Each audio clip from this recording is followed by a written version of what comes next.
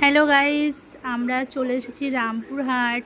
তো সবাই বুঝতেই পারছো আমরা রামপুরহাট কি করতে এসেছি। হ্যাঁ, আমরা রামপুরহাট এসেছি তারাপীঠে, বীরভূম তারাপীঠে। তো আমাদের ট্রেনটা এই যে সামনে দাঁড়িয়ে আছে, আর ট্রেনটা কত বড় তাই দেখছিলাম। আর আমাদের ট্রেনটা শিয়ালদা টু মালদা, হ্যাঁ মালদা যাবে ট্রেনটা। আর আমাদের ট্রেনটার নাম হচ্ছে গৌড় এক্সপ্রেস। তো ট্রেন থেকে তো নামা হলো, এবার আমরা যে চলে গেছিলাম ওই যে স্ট্যান্ডে চলে গেছিলাম যেখানে অটো পাওয়া যায়।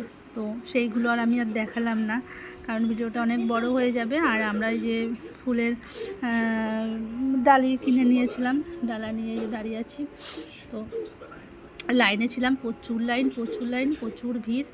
আমাদের পুজো যে কটা বেজেছে তার কোনো ঠিক ঠিকানা নেই। আর লাইনে দাঁড়িয়ে প্রচুর মজা হচ্ছিল। তাই ছোট্ট একটা ভিডিও করেছিলাম। আর এখানে তো মানে কেউ ঘুমিয়ে পড়ছিল, কেউ ফোন দেখা শুরু করে দিচ্ছে, কেউ গল্প করছে, কেউ বাড়ির গল্প, কেউ এখানে গল্প ওখানে। আর আমি সবাইকে দেখছিলাম কে কী করছে না করছে। আর এই যে দেখো, এই পুকুরটা আবার নতুন করে তৈরি করছে, পুকুরটা কেটে বড় করছে। আগে একটু ছোটো ছিল, হয়তো এখন বড় করবে। আর এটা কোনো ডিজাইন হবে। আর এই যে বিল্ডিংটা দেখছো, এই বিল্ডিংটাতে আমরা 3 তলায় আছি, তাই আমি বিল্ডিংটা জুম করে দেখাচ্ছি।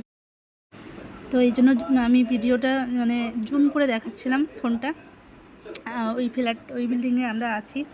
আর আমাদের ভাড়া প্রচুর নিয়েছিল, আমাদের 1800 টাকা নিয়েছিল একদিনে। তো আমরা 2 দিন ছিলাম ওখানটায়।